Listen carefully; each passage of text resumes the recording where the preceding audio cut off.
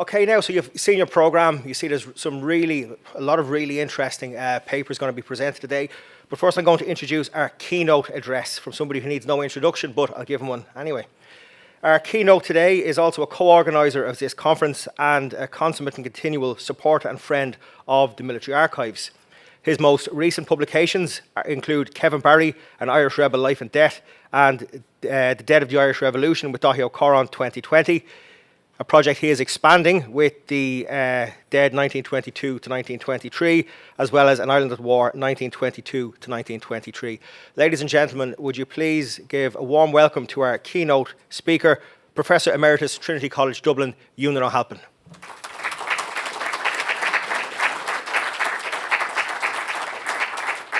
Thanks very much, Daniel. Chief of Staff, ladies and gentlemen, I hope you can hear me. You've no idea what a pleasure it is for me, having retired in the middle of COVID in September 1920, to have a live and at present awake, a captive audience. Because it is extraordinary how the transition from teaching more or less half the year to teaching not at all. So you'll forgive me if I keep smiling. Secondly, I have to begin with an apology to the Brigade OC. I committed the unpardonable sin on my way in here of cycling across the square. I've actually never done it before. But anyway, and some poor sergeant major or whoever has had a heart attack, I think. They yelled at me so loudly and so consistently. So I apologise for that terrible breach. The Chief of Staff mentioned meat, and to some extent, in some ways what I'm going to give you is only scraps. I hope in the course of the 2 days we will get a lot of meat and a lot of bones to chew on. I think that's enormously important. And I think it's important not only for us as historians and as citizens, but also for the present day military. My friend Colonel Terry O'Neill, who's down in Athlone, who was commissioned, I think, joined the Defence Force in 1954, and he never heard, in the course of his professional formation, he never heard a word about the Civil War. And yet, in terms of the National Army, not simply of its emergence and formation, but also, I have to say, as I'd say, my family were very much on the other side. My grandfather was Director of Communications for Liam Lynch. My great-uncle was Adjutant General and then Deputy Chief of Staff, big titles. What's remarkable about the Civil War and it has to be explored much more than it has been from a technical military sense, is the sheer performance of the military, particularly in the first months. If you look at the difficulties they faced in building up an organisation from nothing, and if you compare it in terms of organisationally, in terms of direction, and in terms of thinking, how do we win this thing, as compared with the anti-treaty thing, there is simply no contest. I know Tim Hoyt in particular, who's being at the U.S. Naval College, knows a bit about the sea. You could argue, I think one of my slides, if I get to it, just an image, but this was a war in some ways won at sea. It was won by the utilisation of maritime transport to move forces around the coast. It was also, in a sense, lost at sea because the anti-treatyites simply didn't anticipate and couldn't come up with a way, and really didn't give serious, methodical, professional military thought to how do we stop this stuff happening, right? So I think there is in the story of the Defence Forces, which in some ways is why I would argue during the emergency, the Defence Forces again expanded from almost nothing and did so by and large in a very confident way, is that there is something to do with military thinking, which isn't simply how do you fight or who's the toughest guy in the group or who refuses to surrender, but about how do we organise this. And what are we organising for? And what are our objectives and how do we obtain them? And I think a lot of that, certainly in Terry's day, there was nothing of that. He did the Battle of Gettysburg, I think, right? And so on. He may have done Antietam, but he certainly didn't do anything to do with how the military performed in the early days of the Civil War. And it's also instructive on the anti-treaty side. How do you move from being, if you like, a guerrilla army, which is a highly political entity, to one which to some extent, to a force which claims not simply to make an area ungovernable and to win the people over, but to one who says we're going to control this area. We're going to physically be in this area. We are going to be the authority in this area. And I think there's a lot of work still to be done. And I'm very glad the Chief of Staff mentioned, first of all, Peter Young and Victor and the pioneers of the military archives since the 1990s. Also, the extraordinary changes there have been in relation to records. First of all, the records that were kept, which is amazing in itself. And secondly, the way that they have been made available, so many of them online now. It's absolutely tremendous, and I think it's almost unique in terms of national military histories as compared with other countries. Oh yes, I have to show you some pictures. I'll start sort of at the end. I took this picture. It's not a great picture, but in some ways there's two important figures there. In 2016 at St. James's Hospital. In 1916, of course, it was the South Dublin Union. And I'm sure you recognise at least some of the people there. Actually, I don't know if it's quite in focus, but that's Mr. Liam Cosgrave, the late Taoiseach, who... as you know, his father, W.T., fought in 1916 in the old nurses' home, that very building. He fought alongside Cathal Brugha, whose grandson, Professor Cathal Brugha, is in the photograph. And yet, in 1922, they were on opposite sides in what was taken to be the beginning of the Civil War. And Cathal Brugha, as we know, dies just outside the Hammam Hotel in Sackville Street / O'Connell Street in early July 1922. The last person to speak to him was my grandmother, Cathy Barry, who was in the building, but that's in some ways another story. But the point is you could take this as an example of reconciliation after almost 100 years. But I think you'd be wrong. If you ask me, reconciliation in relation to the Civil War began very much sooner for most people. I see Roger Sweetman there, I think. You may see him on screen in a minute. I think the reality is, however terrible we regard our Civil War down here, and however much we separated from conflict in Ireland as a whole in 1922, which I personally think is a bit of a mistake, you have far more civilians, as far as I can see, die, particularly in Belfast, in the first month of 1922, than die in the entirety of what we call the Civil War down here. So why do we leave them out of our consideration? Why do we leave violence in this jurisdiction in the first 6 months of 1922, which often had almost the first death in January 1922 was a man called Peter Switzer, a 75-year-old farmer, a Protestant in Limerick. He's shot dead at his sister's funeral. Now, is that a sectarian killing? Well, I think the people who shot him say not at all. We shot him because he shot one of our guys, Dan Neville, 2 years ago during an arms raid on his house.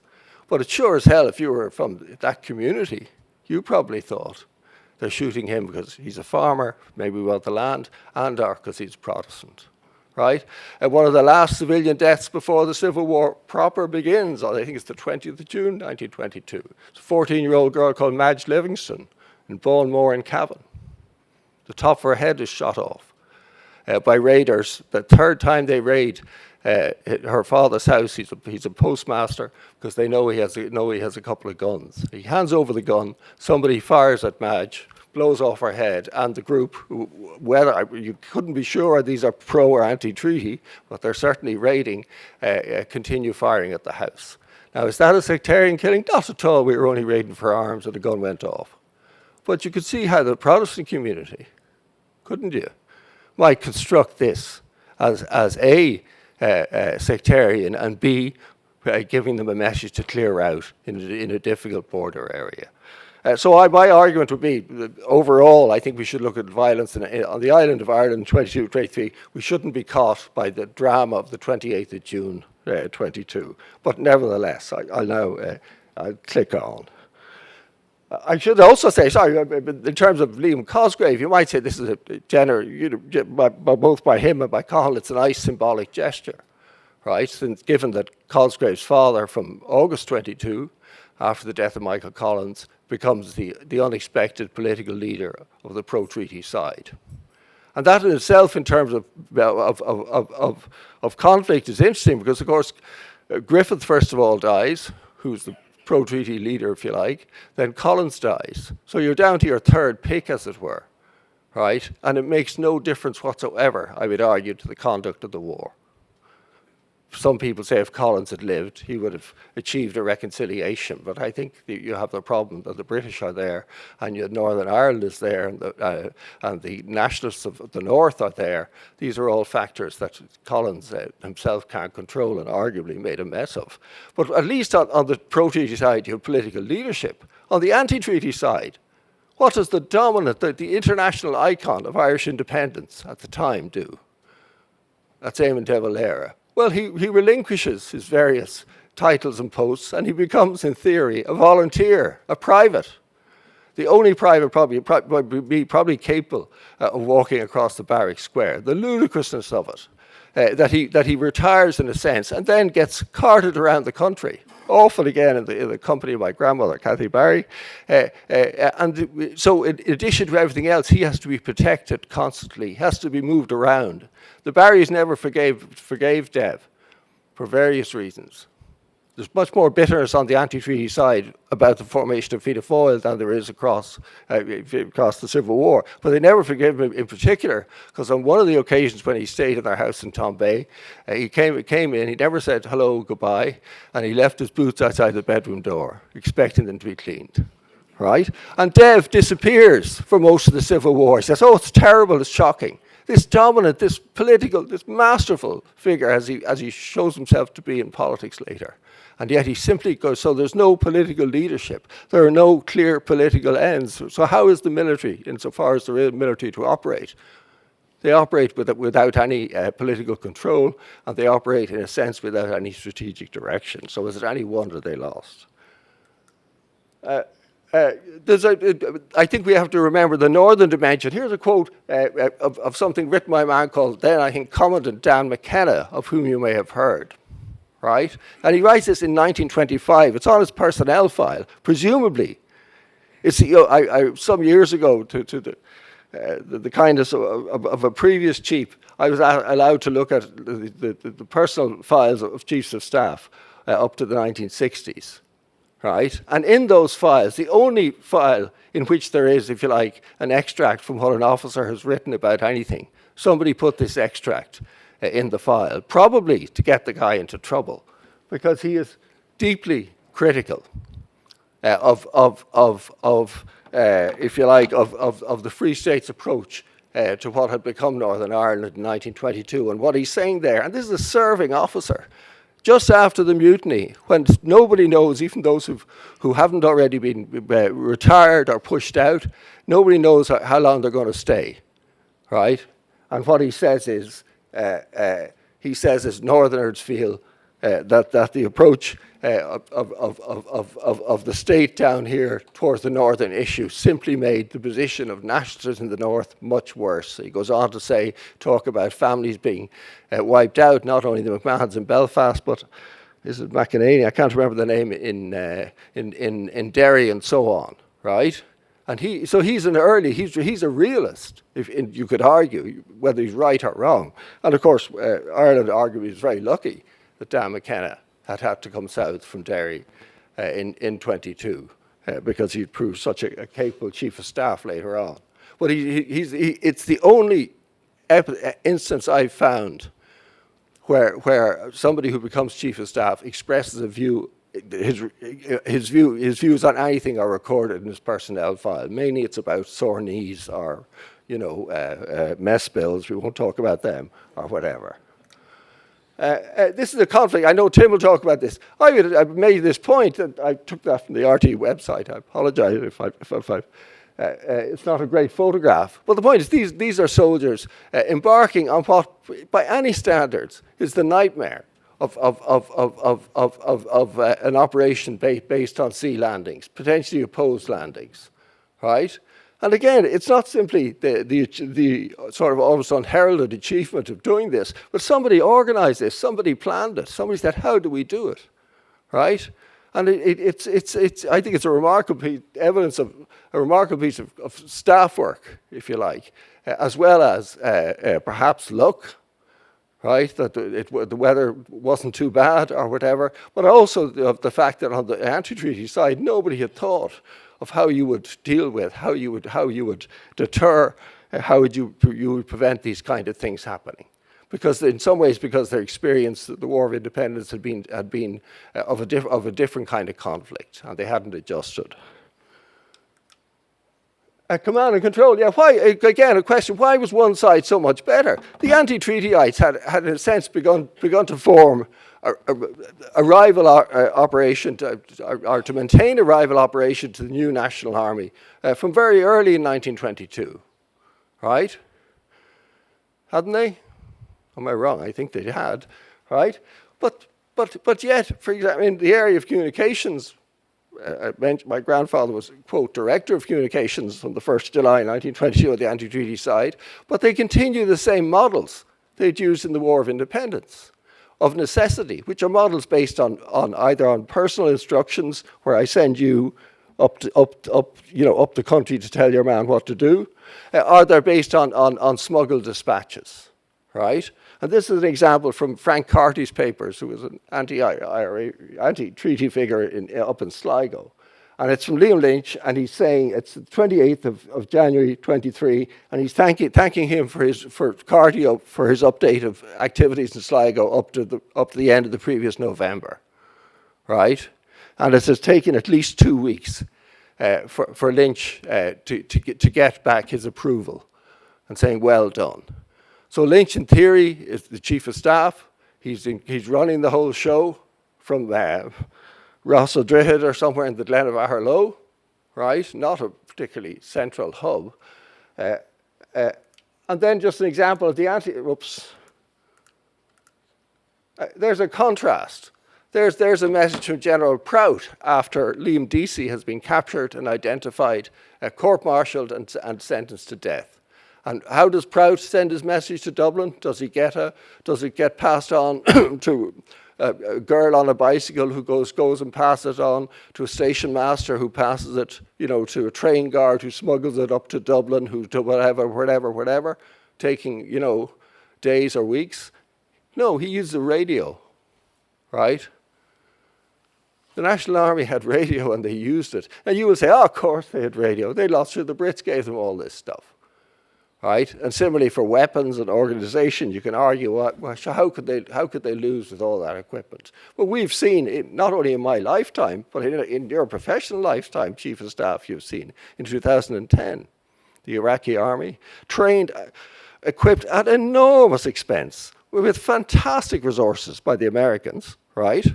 I mean, with, you name it, and with complete air superior, they just completely control the air. They have drones, they have satellites, they have all this intelligence and so on. And what happens to the Iraqi army when a few guys basically in flatbed trucks come along firing at them? What happened to the Iraqi army? It simply disappeared. More recently in Afghanistan, I don't necessarily blame it's not a reflection of the character of these people. The Afghan National Army, the Afghan National Police, again, trained at enormous expense and probably trained in things like, environmental impact of military operations, all sorts of stuff that you get in staff colleges, in West Point or in the Curragh or whatever, right? What happens to them? When there's a determined push, but essentially by forces which aren't even motorized by and large, they absolutely disappear. Isn't that right? So my point is that it's not simply external support and resources that mean that you will win a conflict in your own country. It's also to do with leadership. It's also to do with having a long-term political aim. And so on. And again, I would say the National Army, for all its faults, and the thing is, by 23, the Army has become the butt not only of anti-treaty propaganda, naturally, and hostility and resentment, but of civilians within the government. Because the Army, having won, in a sense, strategically so decisively, then to find it so hard in the last months of the Civil War to impose order and so on. But that, of course, is a different story, because that's to do with the difference between the military and policing, if you like, is a huge difference, as I come to. I mentioned a little bit, I'll give myself a few more minutes. House burning is one of the motifs, if you like, of the Irish Civil War, and it's taken as an example, first of all, of how on the anti-treaty side there is a kind of visceral, if you like, they would see it as anti-British, anti-loyalist. Some might also see it as inevitably a slightly sectarian motif. This is Woodstock House in Inistioge in Kilkenny. The photograph was taken in 2014, but it was burnt in July 1922 by anti-treatyites. And I particularly commend Terry Dolan's recent book on the burning of big houses, because it shows that, contrary in some ways to what we've thought about, two things. One is not, perhaps 20% of big houses went up in smoke. Right? But they went up in smoke to some extent for different reasons. But from the anti-treaty point of view, one of the reasons they were picked on, I think, is that they're soft targets. Right? It's not simply that there's sort of visceral hatred or whatever, but they're soft targets. But to some extent, the burning of big houses is taken as I won't say, it may not be stated openly, but as an example of intrinsic Irish kind of peasant barbarism. Because when you burn a big house, it's not simply that you're destroying the symbols of landlordism or whatever, but also you're destroying beautiful Italian plasterwork and all that kind of thing, right?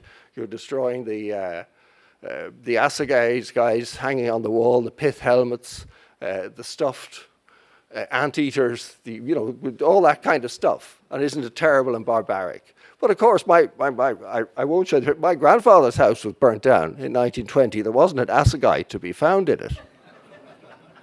Now, there was probably a First World War uniform, because the next up from him, because there were two families, his half-brother had been in the Royal Irish Rifles and was already in the RAF, and then, of course, joined the Free State Air Force at the end of 22. But the point is, our house got burnt too, my grandfather, and they lost everything. They lost all their letters. They lost all the pictures. You know what I mean?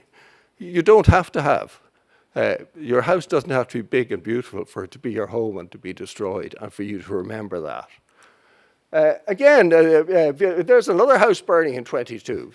That's a street in Belfast, right? And those people probably had far less chance of getting compensation. They had far less chance of finding somewhere else to live, and so on, right? So I think we have to be careful, and that's why I particularly recommend Terry Dolan's book on this issue. I know we'll touch on these things again in terms of anti-treaty tactics and things.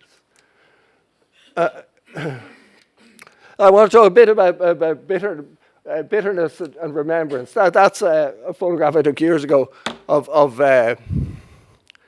designed by Inchon McKeown, whom the chief mentioned earlier, of a memorial to the 8 men who were blown to pieces at Ballyseedy in Kerry in March 1923. And that has become, quite rightly, an example of sometimes the lawlessness and brutality with which the Free State, and in this case the National Army, Paddy O'Daly in particular, from Dublin, who was in charge, with which they responded to anti-treaty attacks. In that case, a mine which caused the death of 5 soldiers. And they took 8 prisoners, no process, no nothing.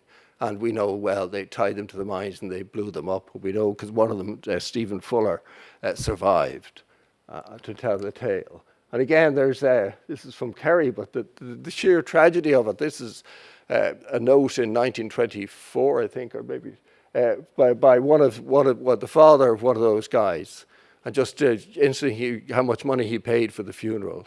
And the hope is in 24 that the IRA, who had come into some money, headquarters had, might be able to reimburse them, although I don't think they did. But then, on the other hand, in November 22, what do we do? But in some ways, the Ballyseedy dead, at least they're remembered and commemorated. But who remembers, for example, this chap, Hunt? Right? who's a fowl dealer and small farmer in Sligo. And Frank Carty, in his wisdom, decides he's a, quote, spy, and he's taken out and shot. Right? He leaves a widow, I think her name is Winifred, and 10 children. 10 children.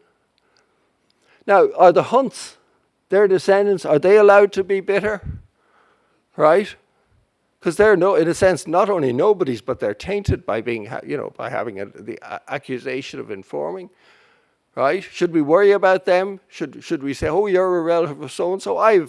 The waters have parted for me time and again, simply by chance, because I'm a grandnephew of Kevin Barry. Right? It's the only interesting thing about me for many audiences. Nobody's interested that I'm a grandnephew of Paddy Maloney, who was killed fighting in Tippin in May 21, because no one's ever heard of him, right? But what about the Hunt family? Should they be bitter? Should they be remembered? And what about 1,000, when Lisa Dolan is the expert on this, National Army soldiers who die? Far more than Republicans who die during or after the Civil War as a result of Civil War service. Right? Most of whom, I can think of a chap called Richard Clinton, who from, I can't remember where, I think from Meath, who's killed in an accident, as so many National Army soldiers are, with a gun at the end of May 22, before the Civil War proper begins. He's not killed in action. And he got a telegram, probably by, I don't know who wrote it, but it's not the most sensitive telegram. His family, who are very poor, impoverished family, as so many were, receive a telegram which says, "Son Dick after dying." Right? That's in those days you didn't have the sort of compassionate approach to whatever. But should his family, they have as much right to be remembered, and they're, for his willingness to serve, to be commemorated, I would argue, as do the family of Kevin Barry in the War of Independence, or anyone else. And yet we just focus on a very few. The Bruas, for example, who I know well, that generation, 2 generations down, because I was at school with them. They don't trade on it or whatever. But nevertheless, there's a recognition factor. Do you see? But there's Murphys, there's Smiths, there's O'Hanrahans, there's Gormleys, there's you name it, who died, but who in some sense have simply never been commemorated or whatever, particularly in terms of the National Army. And I think that's a reasonable point. To talk a little bit about our Civil War in terms of what it is and isn't, I'll stop in a few minutes, I promise. That's from Kosovo, I think, in 1992 or thereabouts, right? An image. And that's an image in 1922. But this is one of the ways the Irish Civil War, quote, Civil War, differs. We don't have this phenomenon of huge population displacement, right? And why is that? Because I Googled that, and Ireland, Civil War, refugees 22, and I got that photograph. But these are refugees from Belfast who turn up in Dublin, right? You don't get refugees. We can leave this. There's a separate debate about Protestant decline or whatever. But you don't get people displaced from their homes in our Civil War, which makes it quite different than almost any Civil War then or now. Civilians are not part of the battle in the Civil War proper. They're not targets by and large, with the exception of prominent supporters of the government or whatever, right? And they're not even the losers. You're not forced out. You don't lose your farm. You don't even, to some extent, despite what Todd Anders and others, I've often heard him say, you didn't lose necessarily your occupation unless you're employed by the state, right? You were allowed to go back. My grandfather gets out of jail in July 24.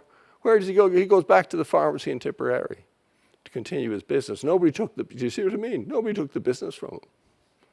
Nobody took the land, right? This is quite different to what happens in most civil wars, and it may explain, the bitterness notwithstanding, why Ireland, this state, and you must say also in Northern Ireland, where even where you could argue about the urban areas and people being burnt out and so on, but most of those people did return to those areas, right? It's quite different, but they're different. The consequences are very different for the general population in the political violence in Ireland in 22-23 than they are in almost any other comparable civil war, civil conflict of that era or since. And why is that? Another point, and I think it's interesting, and we talk about the North, but then we in some ways forget it. I mentioned Dan McKenna. There's a photograph taken clearly in 1921 or 22, and you can see some of the figures there. I hope somebody has marked them up. This obviously was done in the 1950s, probably, or 60s, but it was taken in 21 or 22. And there's Dan McKenna on the right, who becomes, like many Northerners on my father's side, come south and they end up working. My grandfather's a Garda sergeant, McKenna, whatever, in the army. Johnny Haughey, we know what he did for Ireland, don't we? Right? People who can no longer stay in the North are exiled. And the North was much more, if you like, you could argue vindictive or else conscious and targeted in getting rid of people whom they knew would be trouble. Right? Because in the North, unlike here, not only did Republicans who stayed get interned indefinitely. My granny's brother gets out in December 24, 2 years. My grandfather's brother, Con Maloney, Deputy Chief of Staff, he gets out in December 23 and gets a job as rate collector, which is a great job if you do it properly, within a couple of months from Tipperary County Council. Right? So the long-term consequences, I would argue, are actually quite different for Northern Republicans than in this state, even for the losers. And again, Todd Anderson, when you liked it, I didn't know enough about it then to argue with him, but I argue with him now. Todd himself, who writes in his brilliant memoir about the way anti-treatyites were treated, even though most of them were still in the bloody IRA, which didn't realise that the game was up. But Anders, what does he do when he gets out? He goes back to UCD, as you did.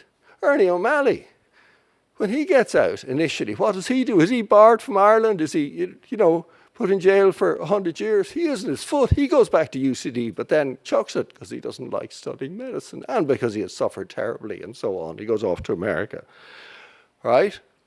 So I think we have to be careful. I would argue in terms of the North that a lot of young political talent left the North of necessity and never came back. Now, we in some ways gained from that, arguably, but I think the Northern nationalism probably lost, whether it was to renew an armed campaign or whether it was engaged in some way with the Northern state. An example here, there's Alice Mallon, who became Alice McSloyne later on. But she's an example, 19-year-old, who's considered by the local specials to be the brains of the IRA in Cookstown, right? She gets interned for something like a year and a half. And when she's let out, she's a typist, okay? So which means for a girl, you've got portable skills. Do you see what I mean? She doesn't, she's allowed, when she's finally allowed out, at the end of 23, early 24, initially she got a barring order, so she can't come into the North at all. But then they say, okay, you can come back, but you can't go into Cookstown. So in effect, she can come back and look after her elderly father. She can't use her skills and earn money herself, right? Now, of course, do you see the point? That's a long-term thing of after you get out, you're still under pressure. Another example, Dan Rice, quote, one of the most dangerous men in County Down, according to the RUC, would be my father's mother's brother, so my father's uncle. He's down in the Curragh getting prepared for this sort of northern offensive that doesn't really ever after falling apart in May 22, never starts again. And he leaves in early 23 and goes back up north. And his reward is to be interned indefinitely. He gets out at Christmas around the 16th of December 1924. Long after the most senior, our most violent, our most successful anti-treaty commander down here, our volunteer, has been released, right? Okay, and there is something in that in how the two states deal with their, as it were, their recent enemies, which probably deserves consideration as well on an all-island basis. because it's interesting and it's also different. Just very briefly, you'll recognize some of the people here. This is a shot photograph I took in 2012 of some people talking to a postgrad class of mine.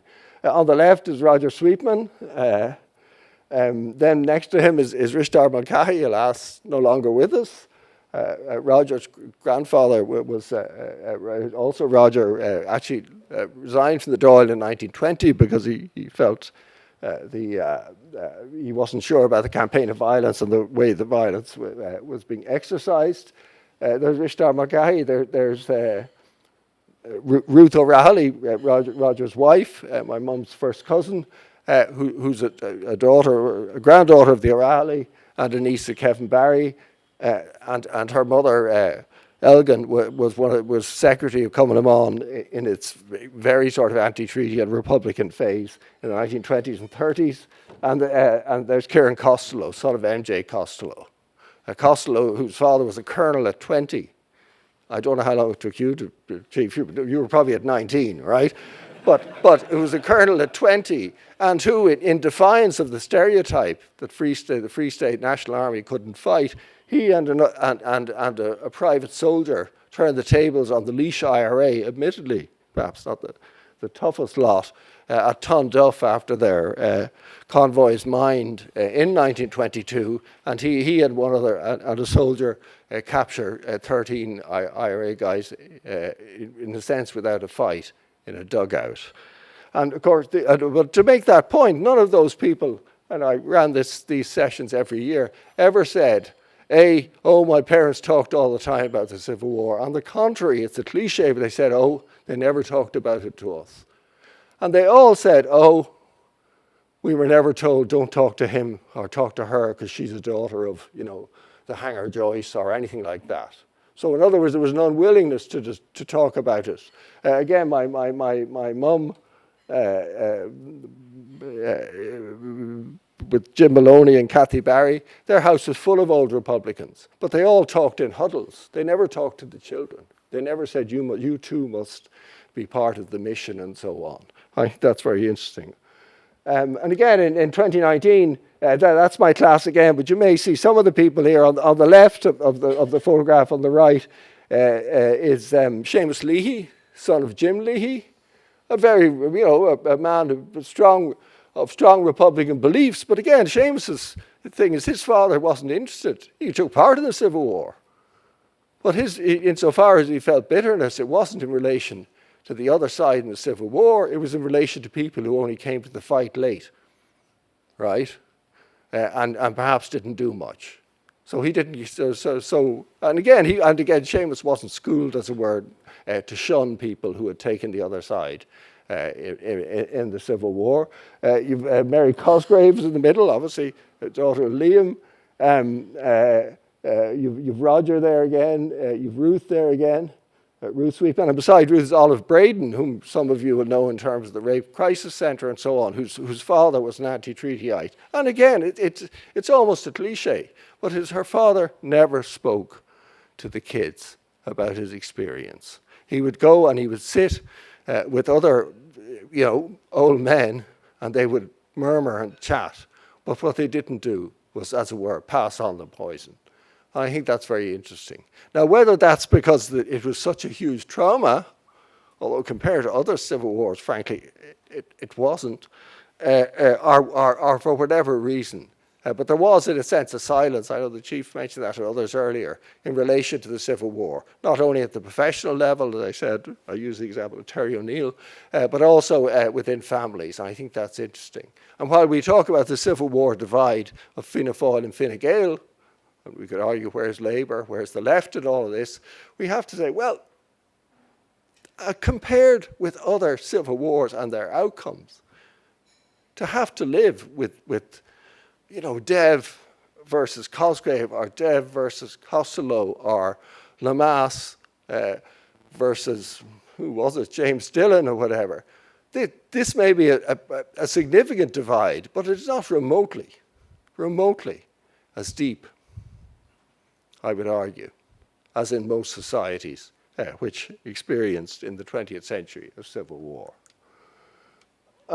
And one reason for this, I mean, is, and we see this from the pensions thing, it's amazing. I mean, the difficulties, I mustn't be ageist here, but many of the audience here are of an age where you know that pensions matter, right?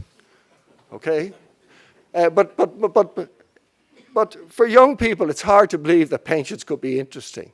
But of course, the pensions records are amazing. They're incredibly powerful social documents if you want to study poverty in Ireland, as they are as much as they are military documents or anything like that. But what's very interesting, in 1934, Fianna Fáil introduced, in a sense, their big pensions thing, which cover anti-treaty rights, also cover the Fianna, also cover for the first time Cumann na mBan, right?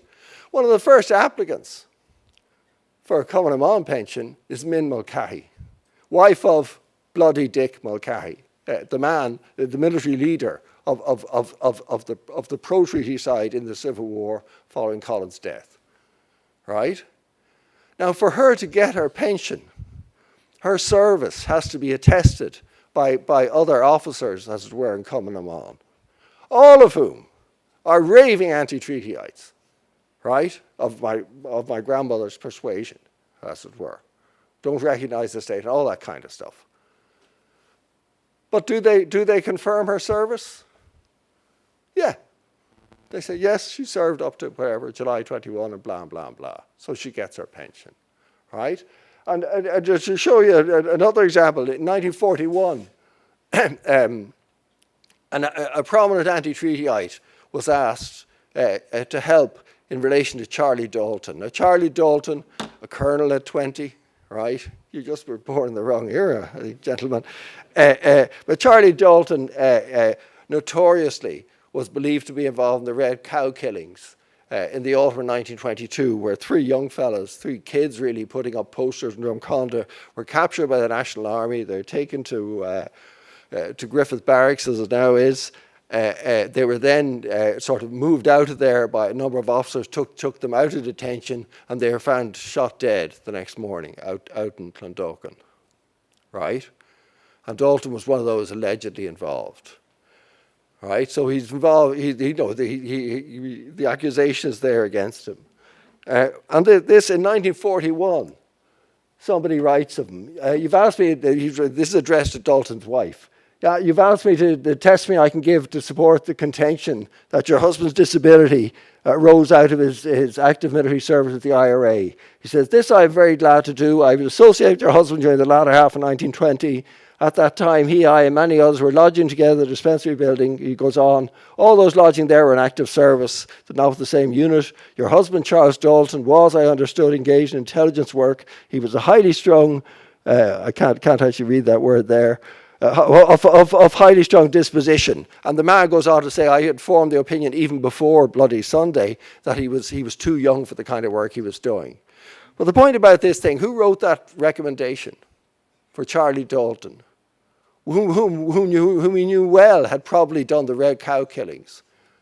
It was Sean Francis Lemass, whose own brother had been killed in comparable circumstances in July 1923. Noel Lemass was kidnapped to the streets of Dublin by plainclothes government servants. He was taken up the mountains, he was brutalised, and he was shot dead. His body was found up near Sallygap that autumn, right? And yet Lemass is prepared in 1941 to write it's 3 or 4 pages, a really perceptive essay, if you like, about how Charlie Dalton was too young for what he had to do and what he had seen. Even though Dalton was of the same ilk, he'd done the same kind of killings as the Lemass family had suffered in relation to Noel, right? I think throughout the pensions records, if you look at Rory O'Connor, who's executed by order of the Cosgrave government without any legality on the 8th of December 1922, along with Liam Mellows, Dick Barrett and Joe McKelvey. O'Connor's elderly sister applies for a dependence award under the Pensions Acts in the end of '69, I think it is.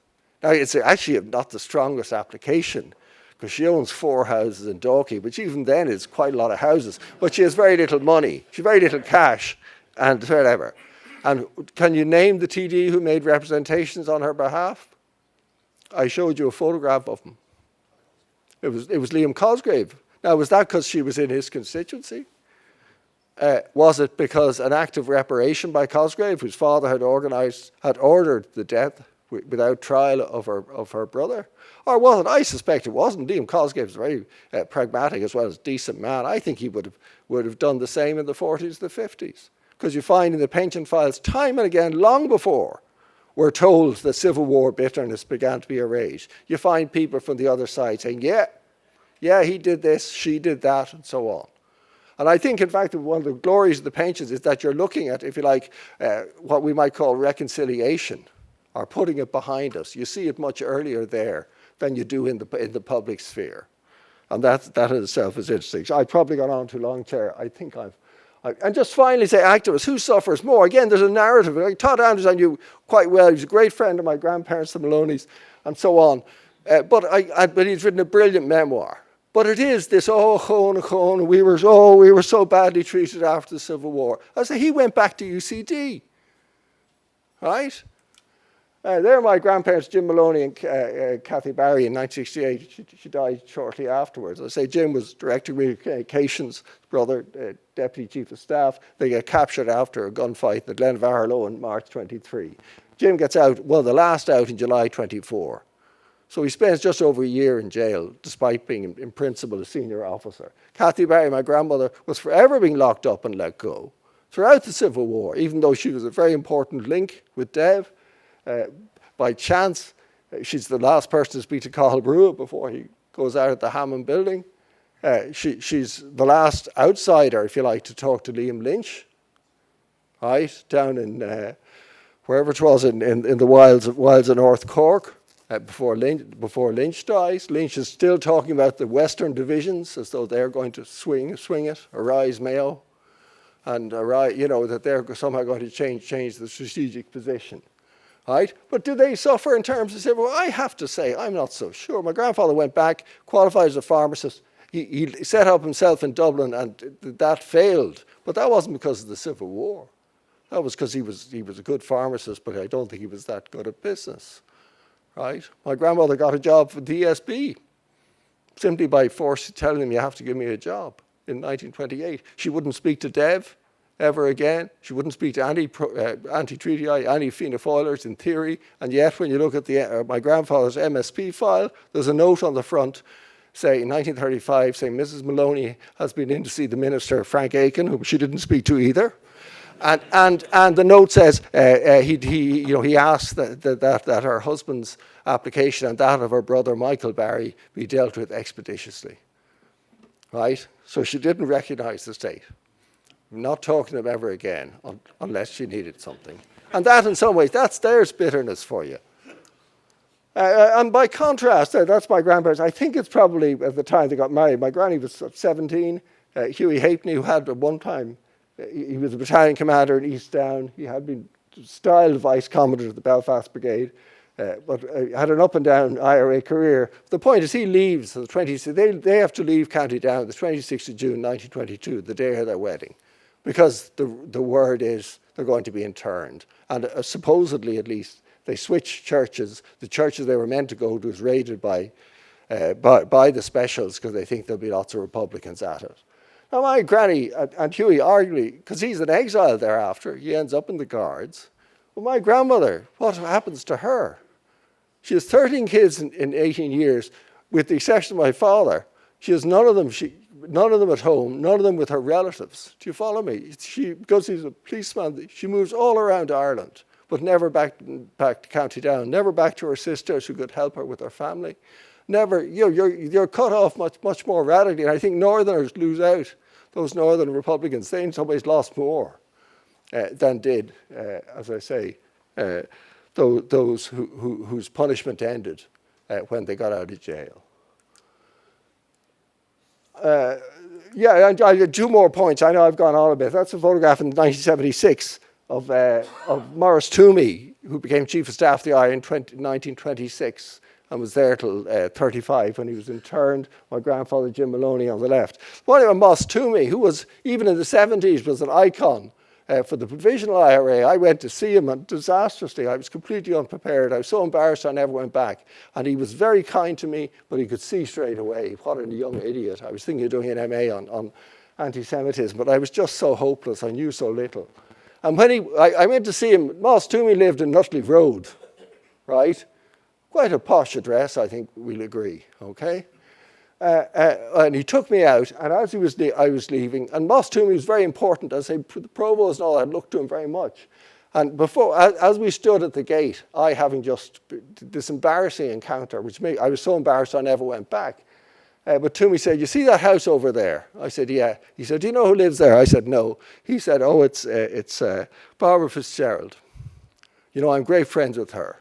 Barbara Fitzgerald was had been Barbara Sweetman, whatever, but basically she's John A. Costello's daughter, right? Now, why did Toomey say that to me? Right? I'm very friendly with the daughter of a former Fine Gael Taoiseach. I don't know, but isn't it interesting? And just finally, can I mention on that, Toomey again, Dan Bryan, obviously a distinguished intelligence officer in particular in the Civil War and after. But Dan Bryan said in passing to me, I was at some meeting of the Irish Historical Society in sometime in the 70s, and he just said, we were talking about code breaking. He said, "Oh yeah, I was talking to Moss Toomey, and I told him I was trying to break his codes," and Toomey said, "Oh, you'd never broken my code. It was too good." This was when Toomey was interned in 35. But the point is, you have Dan Bryan, the nemesis of the IRA in its external connections during the emergency, and you have Moss Toomey, and they're sitting together, chatting, right, without thinking anything of it in the 1970s. Again, bitterness, you know, I wonder. And just finally, if you want to see another reason, I'll go back, sorry. Here's an anti-treaty IRA order. It's actually prepared the 23rd of February 1923. It's in the captured documents, right? It gets sent out. And these documents, this document had to be printed secretly, right? It had to be smuggled, because we didn't have radios or we didn't use them, so it's smuggled probably by young women, by train drive, whatever, and to every arm of the IRA across the country. And what's it about?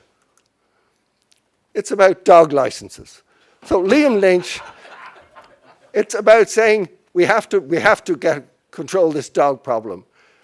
It's right, and every brigade adjutant is responsible for compiling a list of all dogs in his brigade area, right, and levying a 5 shilling tax on each owner. Now I don't know if the dog was called Queenie or Rex if you shot them. I'm not sure. If they were Protestant dogs, you might just hamstring them or something. But what on earth was happening on the anti-treaty side that the IRA, the Army Council, the Army Executive said, there's one thing we have to do, and that's dogs. And probably somebody at the end of the table said, what about cats? That was next year. I do think there is an element of what I would call military amateurishness on the anti-treaty side, but equally I think there's a huge element of unexpected organizational professionalism on the pro-treaty side, and like it or not, that is one of the reasons the Civil War was won. And I'll end there. Thank you. I've gone on too long.